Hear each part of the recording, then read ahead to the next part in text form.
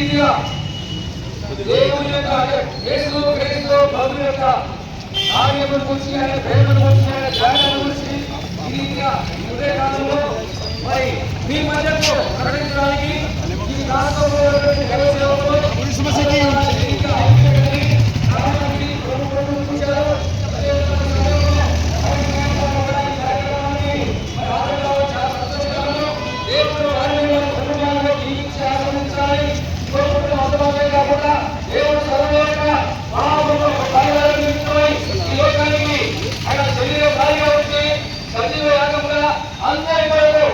ప్రతి మనిషికి రావాల్సినటువంటి శిక్ష పాపము వలన వస్తు జీవితము మరణము.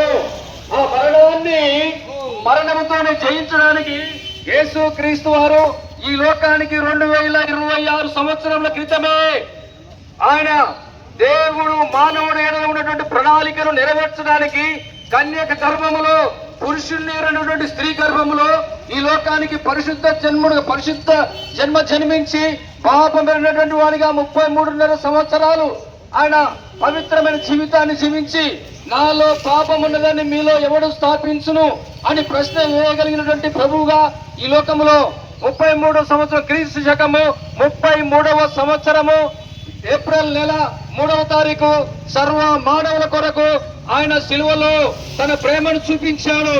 ప్రేమ అనేకులు చెబుతారు, కానీ దేవుడు ప్రేమ స్వరూపి ఉన్నాడు. ఎట్లనగా దేవుడు తన ప్రేమను వెల్లడిపరిచి ఉన్నాడు. ఏ విధంగా వెల్లడిపరిచాడు?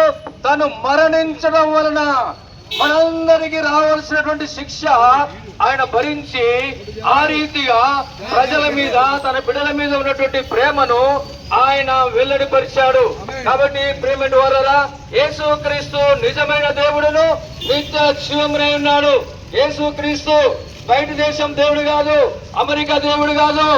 యేసు క్రీస్తు అందరికీ ప్రభువు, అందరికీ ప్రభువు.